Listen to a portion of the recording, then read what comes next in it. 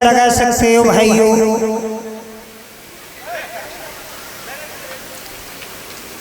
माता का 7 वर्ष का बालक बाग में सर्प ने खा लिया हो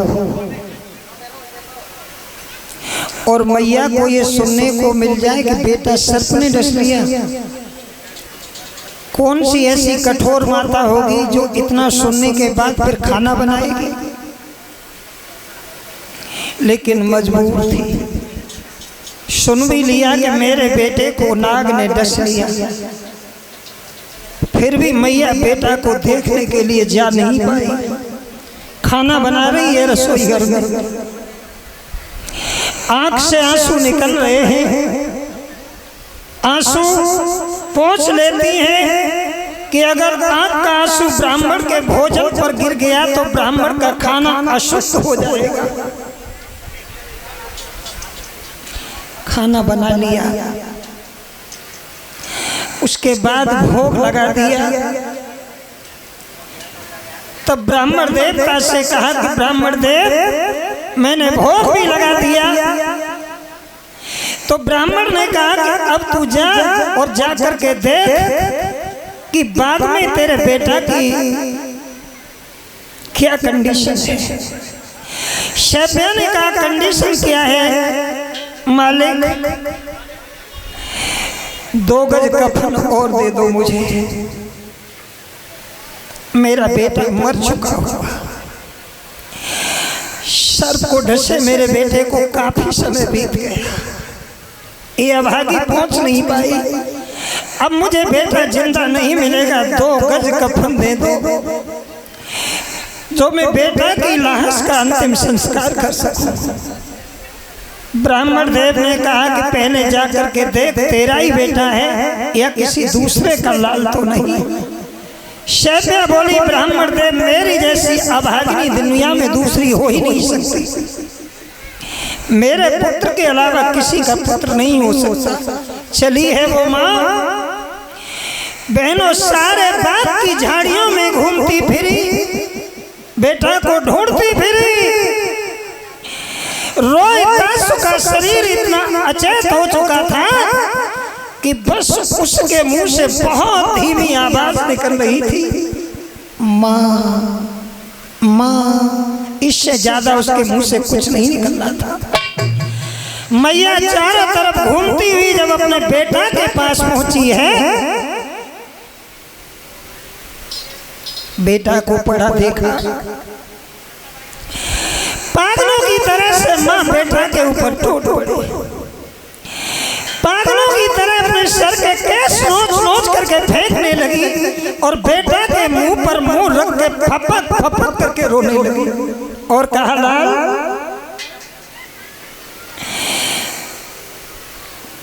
कैसे जवाब दूंगी तेरे पिता को? तेरे पिता ने काशी में जब हम अलग हुए थे तो हमसे ये कहा था कि शैब्या हम अपनी अमानत तुम्हें सौंप रहे हैं,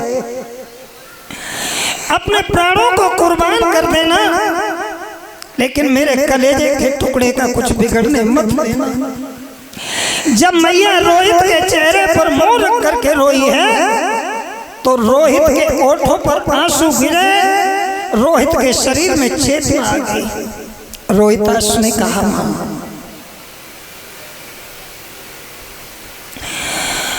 अब मैं ज्यादा देर तुमसे बात नहीं कर सकता,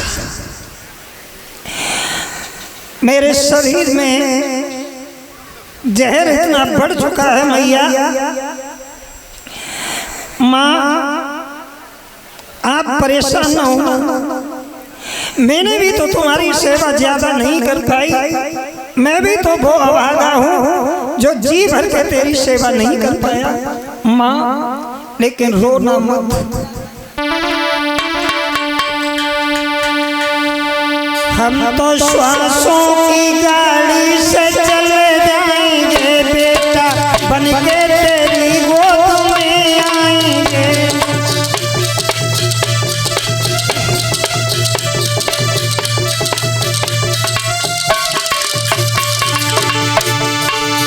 हम तो श्वासों की गाड़ी से चले जाएंगे,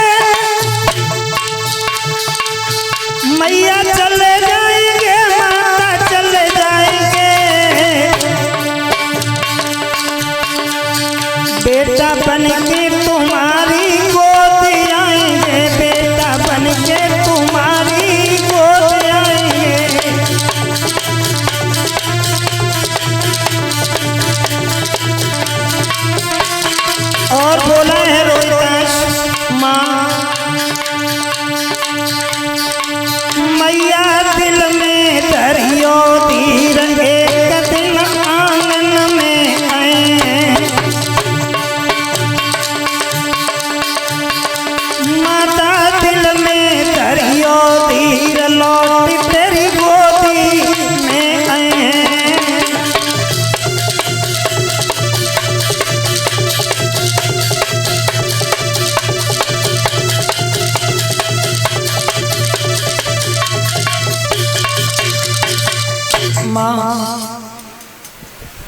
मैंने ये सुना है कि मेरे पिताजी मरघट में रहते हैं।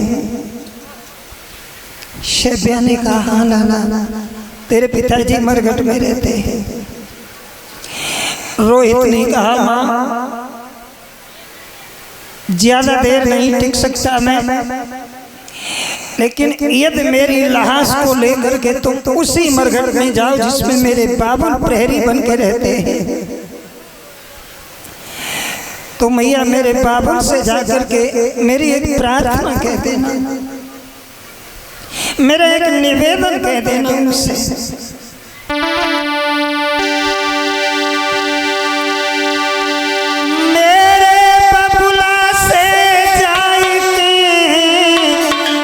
नमस्ते मेरी कहियो,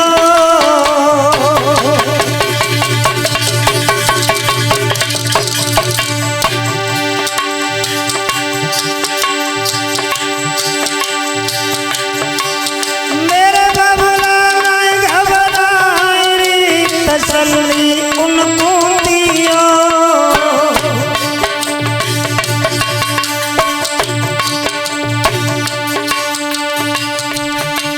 मेरी माता हमारी बिगड़न लगी जवान, राम राम कह राम तजे रोहित बेटा ने प्राण।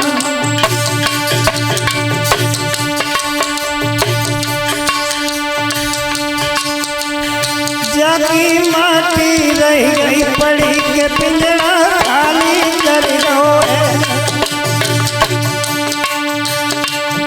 बाकी माटी रह गई पड़ी के पिंजरा खाली कर दो है।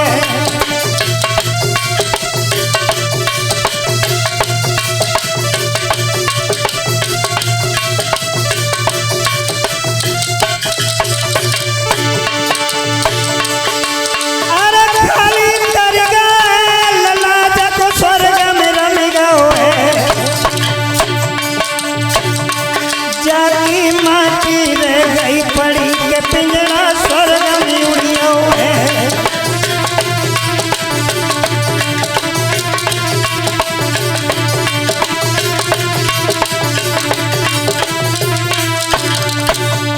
रोहित सुनी नहीं कहा माँ यदि मरघट में जाओ तो मेरे पिताजी से जाकर के मेरे नमस्ते कह देना और बता देना कि मैंने इस जन्म में तो कोई सेवा नहीं कर पाई, अगली बार मैं बेटा बनकर के तुम दोनों की गोद में आऊंगा, तब जी भर के तुम दोनों की सेवा करूंगा। इतनी कहकर के रोहित दास ने अपने प्राणों का जब परित्याग किया है तो मैया को ऐसा मालूम पड़ा मानो कलेजे पर किसी ने हजारों चाकुओं का प्रहार कर दिया हो। काफी समय तक अपने बेटा की लाश पर रोती रही।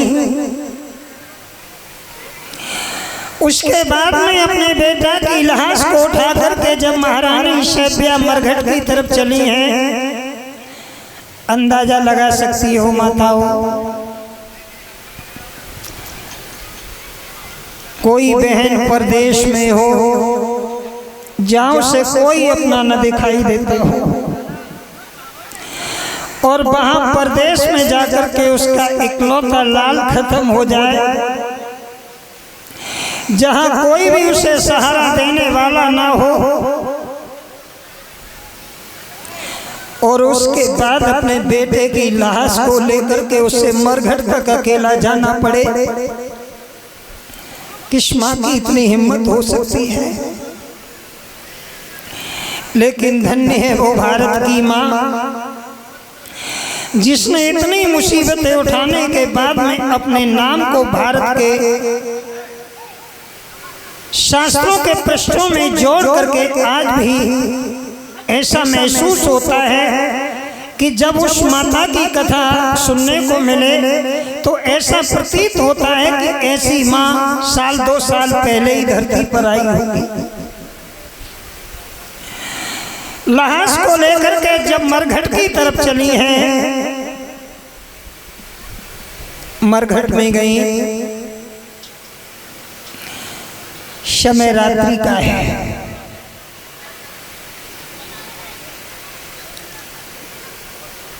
शियारों की आवाजें, चिताओं की धधकन, रात्रि का गहन सन्नाटा, चारों तरफ वातावरण में इतना भय व्याप्त है कि अच्छे अच्छे बहादुरों का वहां जाने में कलेजा कांप रहा था। वहां एक अबला अपने बेटे की लाश लेकर के रात्रि के समय गई। कलेजा विदीर्ण हुआ जा रहा था। मुर्दारों की खोपड़ी ले लेकर के सियार भाग रहे थे। बहुत पिशाच बैताल नल्ला नाच उस मरघट में कर रहे थे और उसी मरघट में मैया अपने बेटा की लाश को लेकर के रात में पहुंची। लाश को रख दिया, लकड़ियां बीन बीन करके इकट्ठी कर रही थी। लकड़ियों को इकट्ठा करके मैया चिता बनाने लगी। अपने बेटा की लाश को चिता में रख दिया। चिता में अग्नि प्रज्वलित करने वाली थी, तब तक पीछे से आवाज आई, कौन हो जो यहाँ पर बिना कफन दिए मुर्दार जला नहीं हो। माता रो रही थी। जब आवाज आई तो माँ घबरा गई। घबरा करके माँ ने जब पीछे की तरफ देखा है तो पीछे से काली काली छाया, हाथ में लाठी है, माँ को दिखाई दी। देखते ही देखते माता सैफिया के सामने महाराज हरिश्चंद्र आकर के खड़े हो गए। सैफिया, तुम कौन है? महारानी सैफिया ने कहा, नाथ देख लो कौन है। ये वही तुम्हारा कलेजे का टुकड़ा है जिसे काशी के चौराहे से पृथक होते वक्त तुम मेरे हवाले छोड़ करके आए थे। हरिश्चंद्र ने कहा, सैफिया तुम मेरी अमानत की रक्षा नहीं कर सकी। तुमने मेरे लाल को खो दिया। सैफिया ने कहा, स्वामी क्या करती? मैंने बेटा को फूल लेने के लिए बाग में भेजा था। बगीचा में किसी सर्प ने मेरे बेटा को डस लिया। बेटा ने अपने प्राणों का परित्याग कर दिया। मैं बेटा की लाश लेकर के चली आई। अपने बेटा की लाश को दफन कर दो अपने हाथों से। तुम्हारे बेटा ने चलते समय हमसे ये कहा था कि मेरे पिता से मेरी नमस्ते कह देना। स्वामी, अपने लाल की अंतिम नमस्ते स्वीकार करो और अपने बेटा की लाश को अंतिम संस्कार करके इसका दफन कर दो। हरिश्चंद्र ने कहा, सैफिया बात तो तुम्हारी सही है, लेकिन तुम ये नहीं जानती कि हम यहाँ क्यों रहते हैं, हमारा फर्ज क्या है। सैफिया, यहाँ पर हम जो पहरा देते हैं तो हमारा कर्तव्य ये है कि यहाँ जितने मुर्दार आते हैं हम टैक्स के रूप में उन मुर्दारों से उनका कफन लिया करते हैं।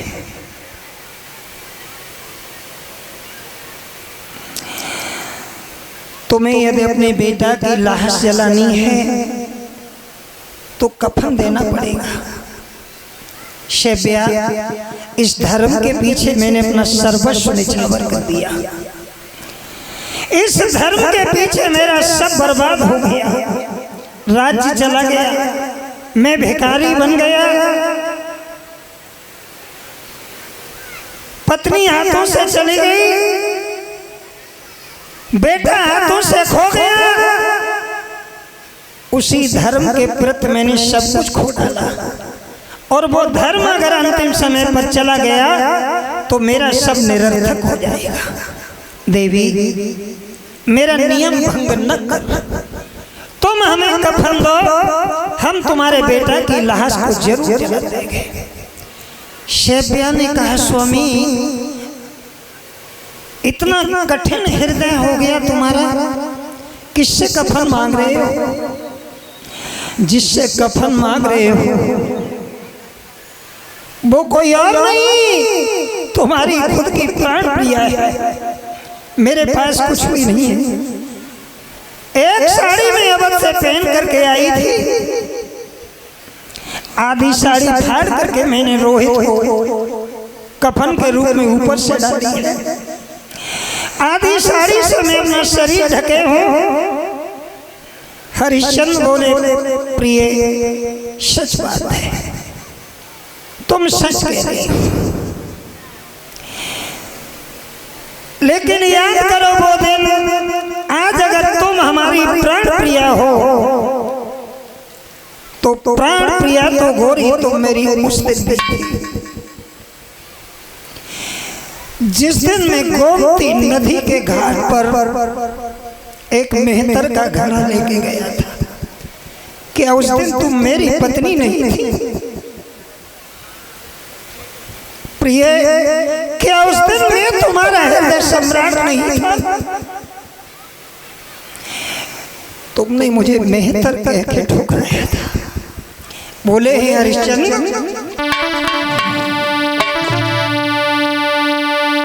अरे बादों को ले नाम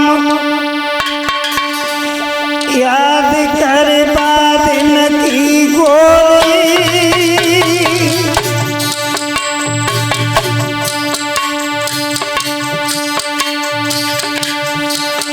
और पंगी की खता गगरिया कमलाए थे कोरी। याद है तुम्हें? उस दिन भी तुम मेरी प्राण प्यारी शेब्या थी ना, लेकिन उस दिन तुमने सोचा नहीं।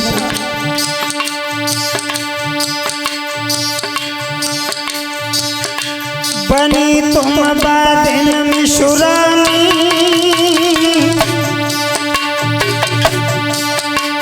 शेब्या बनी तुम बादिन मिशुरानी,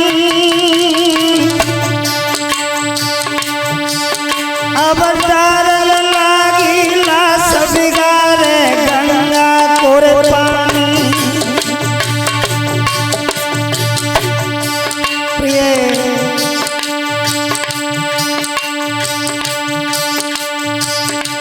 नारे हम कफन के भूंगे, ध्यान दे करके सुनो, नारे हम कफन के भूंगे, और ये कटका के काज रात दिन मरघट में सूखे।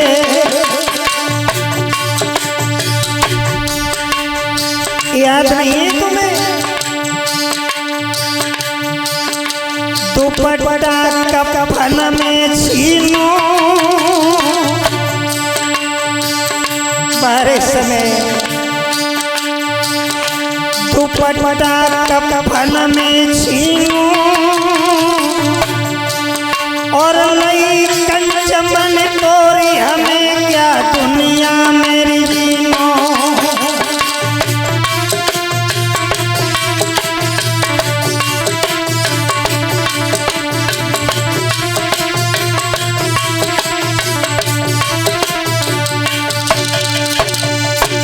महाराज हरिश्चंद्र ने कहा, प्रिय उस दिन भी तुम हमारी धर्म की देवी थी। जिस दिन मैं नदी के किनारे पर घड़ा लेकर के गया था, क्या दोष था उसमें मेहतर का, क्या दोष था उसमें घड़े का। वो घड़ा तो हमने अपने हाथों से खरीदा था। अब हमें कफन दे दो, उसके बाद ही तुम अपने बेटा की लाश को जला सकती हो। श्रोताओ, हालांकि अपना धर्म कलंकित न हो जाए इसलिए कफन की मांग महाराज सेप्या से कर रहे हैं। कलेजा तो सेप्या से भी ज्यादा महाराज का विदीर्ण हो गया था अपने बेटा की लाश देख करके। दोनों बेटे की लाश को देख करके रो रहे हैं। पति और पत्नी बिलबिला रहे थे। मैया सेप्या ने इतना ही कहा कि हे नाथ, मैंने क्या क्या सपने नहीं संजोए थे। मैया सेप्या और हरिश्चंद्र दोनों अपने अतीत में खो गए। और ये बात सच है कि जब इंसान के ऊपर मुसीबत आती है तो इंसान अपने अतीत में डूबा चला जाता है। आज सेप्या और हरिश्चंद्र दोनों उस दिन की याद करने लगे जिस दिन रोहितास के आने की सूचना इन दोनों को अवध में मिली थी। जब राजमाता राजा का पद था इनका और इन्हें ऐसा प्रतीत हुआ कि हमारे घर में पुत्र का आगमन होने वाला है, तब इन्होंने जो खुशियां मनाई थी आज मुसीबत में आकर के उसी अतीत में दोनों पति पत्नी डूब जाते हैं। और बोली है मां सेप्या रो करके, अपने बेटा की लाश को देख करके मृतक बेटे से ऐसे बातें कर रही है मानो कोई पागल अपने जीते बेटे से बात कर रही हो। पागलों की तरह वो माँ और पिता दोनों अपने बेटा रोहित से बात कर रहे हैं। माता सेप्या रोहितास से कह रही है पागलों की तरह उस लाश से, चैत गर्भ में धरो नींद भर सोई काया में,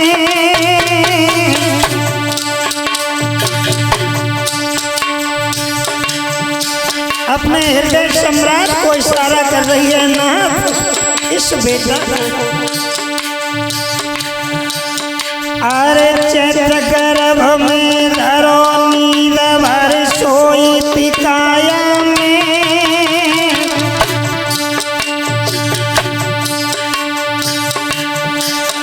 मैंने पाल के पर्वत करो बेटी न पाई छाया में। क्या यही दिन देखने को मिलना था मुझे?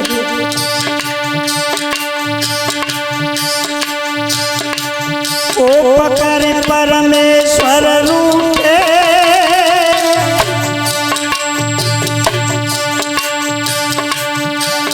और राजपाट चल लयो आए हम काशी में लूटे।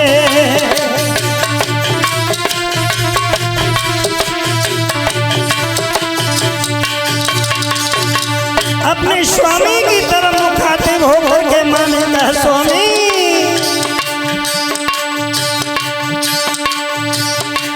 परी मुझ कर जाती तंगी,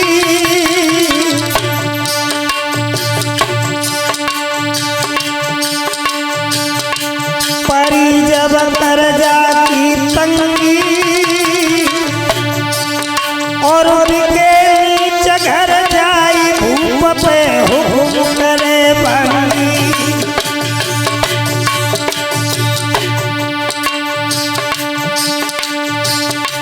खाट जाए मरघट में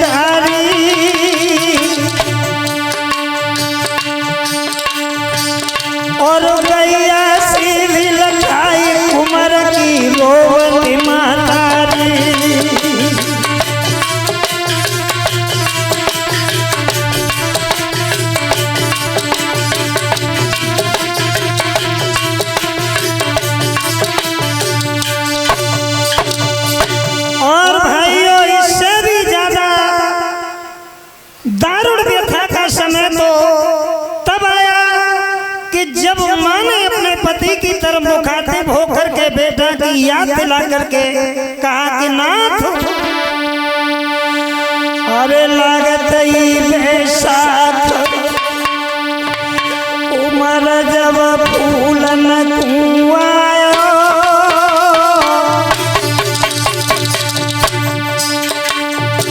हरिश्चंद्र को समझा रही है कि स्वामी तुम्हारे बेटा का और मेरा बिछोह कैसे हुआ।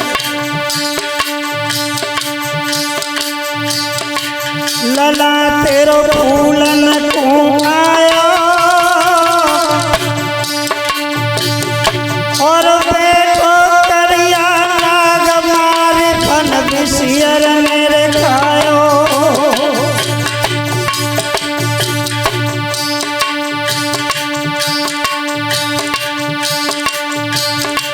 लला की दारोड़ला सदरी और बिल मिलाई बिल खाई कुमर तेरी मैया नाय मरी।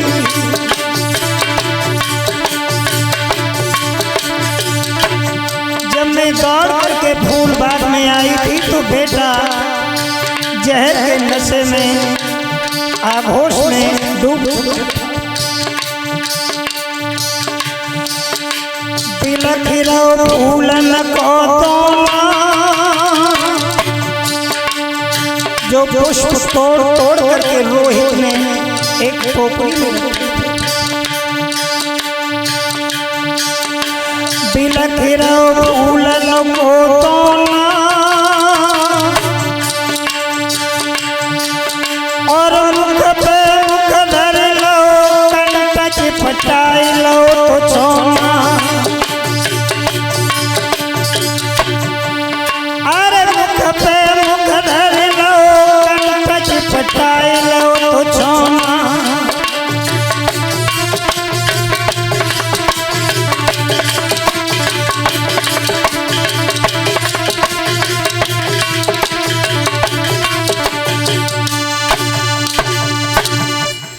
जब दोनों रोते रहे, रोते रोते काफी समय हो गया तो शैब्या ने कहा कि स्वामी अब बेटा की लाश जलाओ। तुम्हें लाश जलाने के बाद मेरे शरीर पर जहां कफन दिखे वहां से तुम ले लेना। इतना कहने के बाद भक्तों बेटा को चिता के हवाले किया है दोनों माता पिता ने।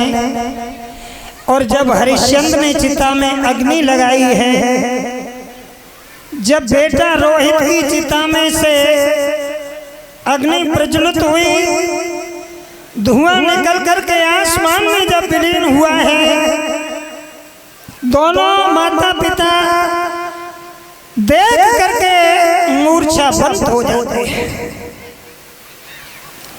और जब दोनों की मूर्छा जागी है तो हरिश्चंद्र शैब्या के सामने खड़े कफन मांग रहे थे। देवी कफन दे। शैब्या ने कहा कि स्वामी तुम्हें मेरे शरीर पर जहां भी कफन दिखे वहां से ले लो। आधी साड़ी तो शैब्या ने रोहितासु के ऊपर डाल दी थी। आधी साड़ी मैया के पास जो बची थी उससे अपना बदन ढके थे। आगे बढ़कर के हरिश्चंद्र ने वही साड़ी माता के शरीर से खींच ली। शरीर निर्वस्त्र हो गया। बहनों लौट करके वो माँ फिर काशी के अंदर नहीं गई। काशी से बाहर एक मंदिर था, निर्वस्त्र माँ उस मंदिर के अंतर्गत चली गई और अपने बेटा की याद कर करके उस मंदिर में रोती रही। तो आप लोग जानते हैं कि पहले तो इंसान को दुख में नींद आती नहीं है, और अगर किसी तरह दुखी इंसान को नींद आ गई तो बहनों से पता नहीं लगता कि मैं कहाँ पड़ा हूँ। काफी समय तक मां निर्वस्त्र उस मठी में बैठी रोती रही, लेकिन अंत में माता की आंखों में नींद आ गई। उसी मंदिर में मां गिर पड़ी। लेकिन देखिए सर्वस्व बर्बाद कर दिया। धन चला गया, राज्य चला गया, वैभव चला गया, पति की पत्नी चली गई, पत्नी का पति चला गया, माता पिता का पुत्र चला गया, पर मुसीबत ने पीछा फिर भी नहीं छोड़ा। एक नई मुसीबत फिर फट गई। मां सो रही है, उस काशी के बाहर मंदिर में बेहोश मुद्रा में पड़ी है, और उधर विश्वामित्र ने एक बच्चे को लेकर के उसके टुकड़े करके माँ के पास ले जाकर के उसके मांस के टुकड़े बिखेर दिए। थोड़ा सा खून लेकर के माँ के मुंह से लगा दिया और आकर के काशी में घोषणा कर दी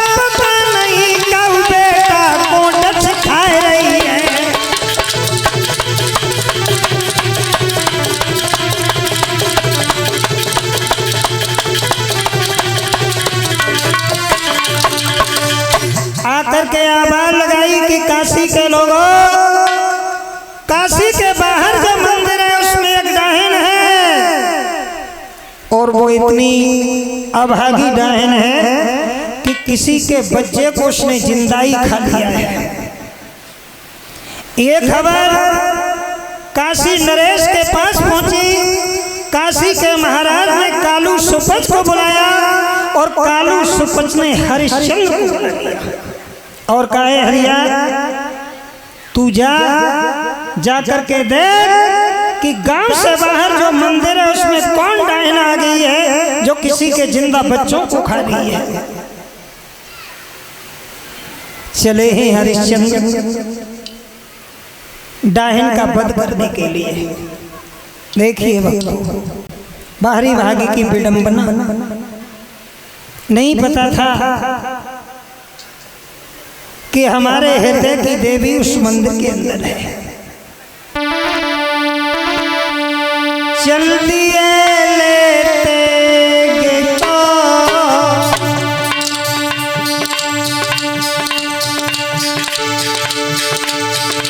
अरे मंदिर में जाने लगे, चल दिए लेते गिरता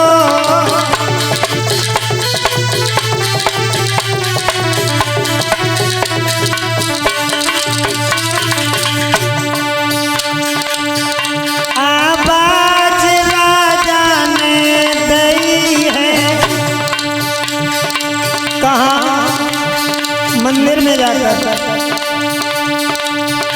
आवाज राजा ने दी है। मैया उठ के बैठ गई है, सब देव दिलाने लगे, चल दिए लेते तो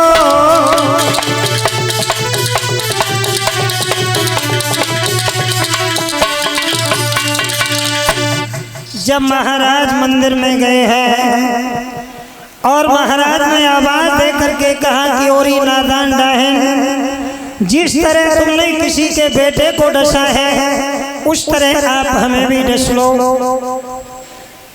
जब आगे बढ़े माता सैब्या के कान में आवाज पड़ी तो माता सैब्या की चिर निद्रा टूट गई।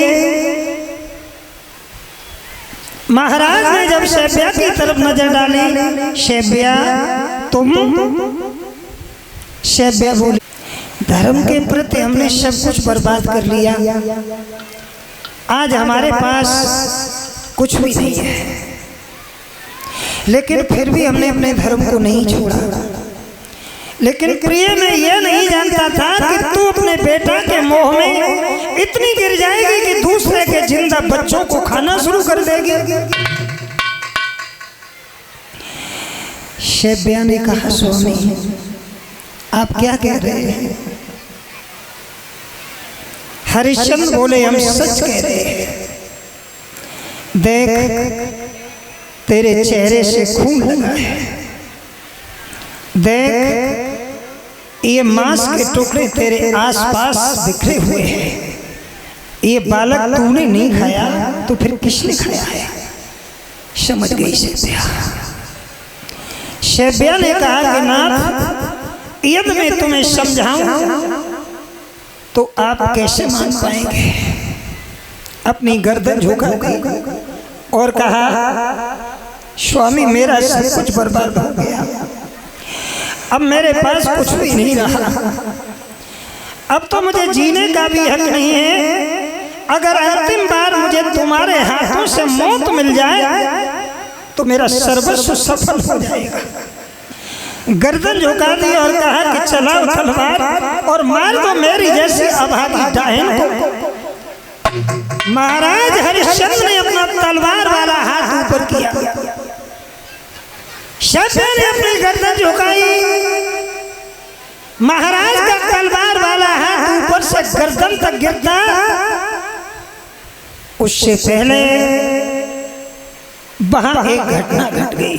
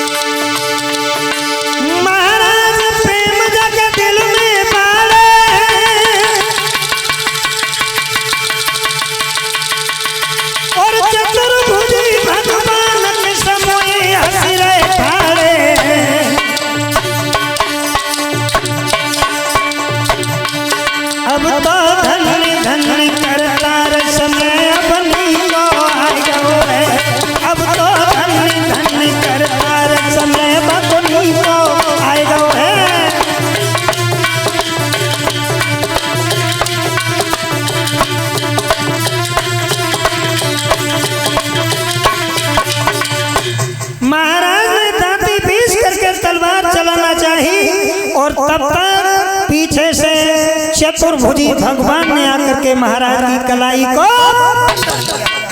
रुक जाओ, ठहर जाओ।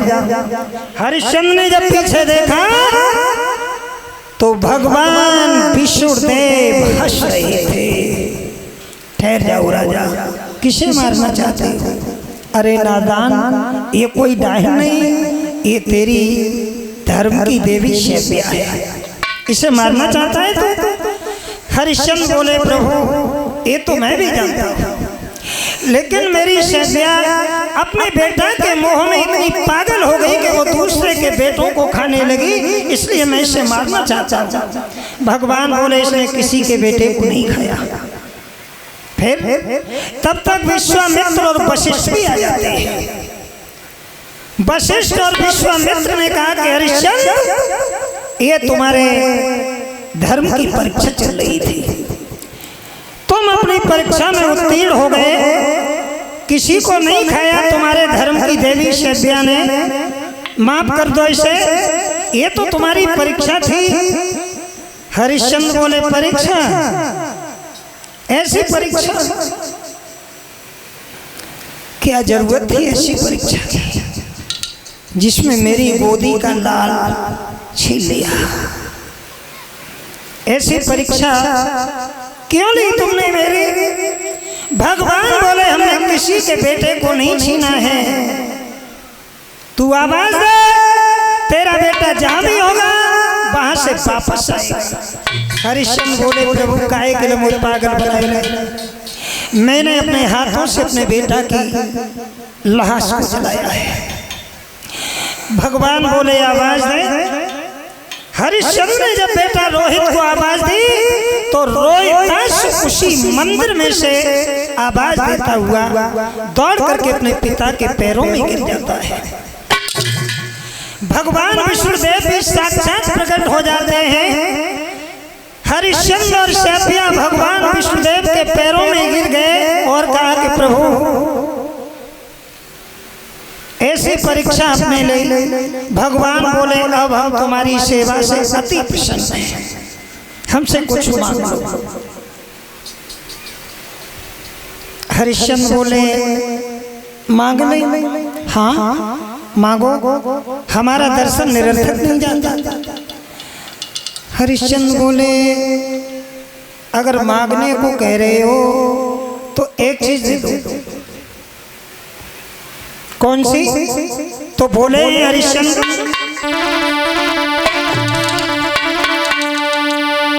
शाई उतना दीजिया जाने कुटुंब समाए।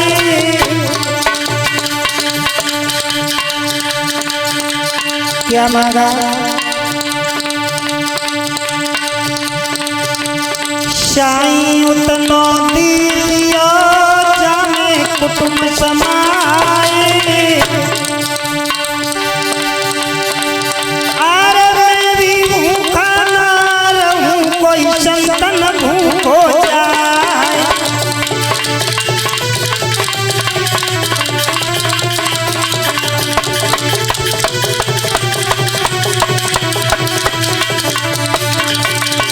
एक चीज और दे दो। बबुला होए कलयुग में भक्त पाई मती ऐसे मैयो। बाबुल होए कलयुग में भक्त पाई मती ऐसे मैयो।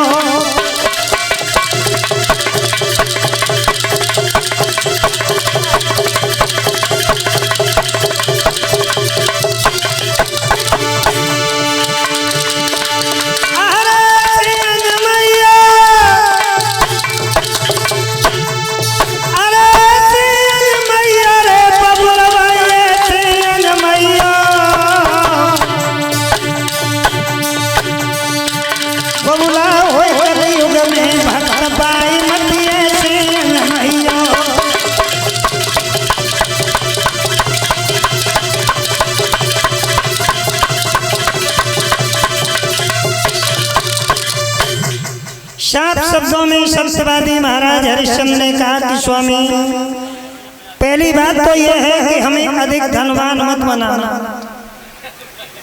उतना ही धन देना जिसमें मैं, मेरा परिवार और मेरे घर पर कोई अतिथि आ जाए उसका भोजन की व्यवस्था हो सके। क्या आजकल के किसी व्यक्ति को इस तरह भगवान मिल जाए तो बाकी आजमाइश ऐसे मत करियो जैसे हमारी कही। अगर बाके द्वार पे तुम पहुंच गए राजपाट मांगे तो राजपाट तो बहुत बड़ी बात है, खोपड़ी में ऐसी लाठी मारेगा कि महाराज खून चुचावती चले गए हो। भगवान बोले तथास्तु बेटा ऐसा ही होगा। अब भगवान नंबर आया किसका? महारानी तारा, बेटी तुम हमसे कुछ मांगो। शैब्या ने कहा कुछ नहीं मांगना प्रभु, आपने दर्शन दे दिया, इससे ज्यादा मेरे लिए और हो ही क्या सकता है। अब मुझे कुछ नहीं मांगना तुमसे। भगवान बोले बेटे मेरा दर्शन निरर्थक नहीं जाएगा, मांग। तो क्या मांगा शैब्या ने? बहनों जानती होगी, रोज कथा सुनती हो। क्या मांगा शैब्या ने बताएं?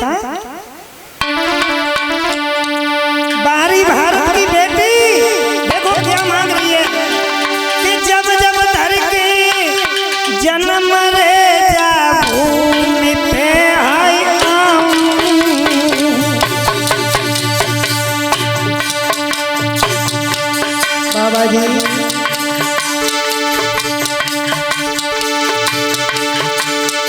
मोए जाई बेटा मिल जाई रे,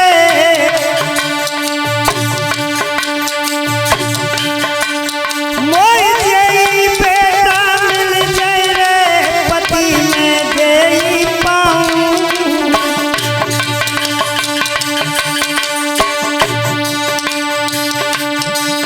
मेरे नाथ हमें तुम दियो जुही वरदान,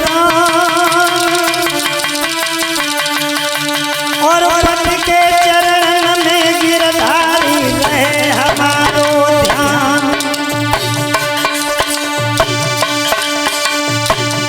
बोले मेरे गिरधारी मेरे बनवारी मेरे पिया मोको ईश्वर मोहि दियो जुही वरदान मेरे बनवारी।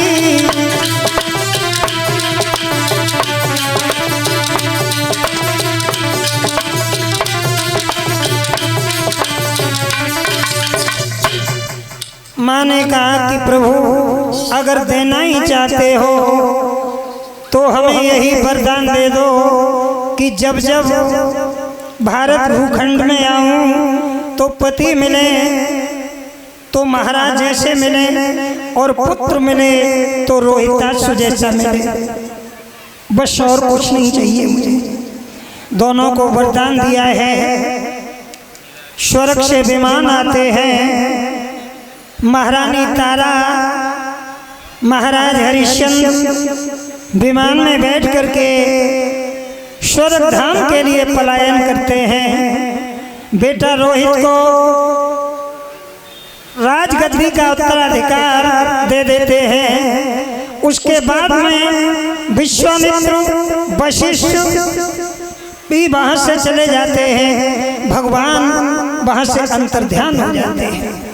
बोलो आनंद कंद भगवान